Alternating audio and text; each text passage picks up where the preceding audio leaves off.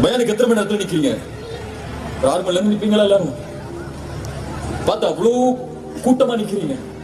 அல்ஹம்துலில்லாஹ்.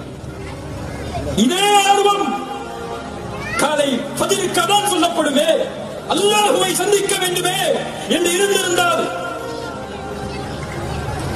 எப்படி இருந்திருக்கும்?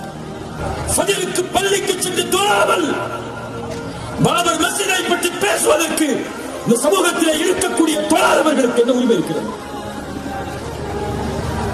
கஸாவில் இருக்கக்கூடிய பள்ளிகளை பற்றி பேசுவதற்கு என்ன உரிமை இருக்கிறது? தொழாதவன் காஃபிர். ரசூலுடைய ஃபத்வா.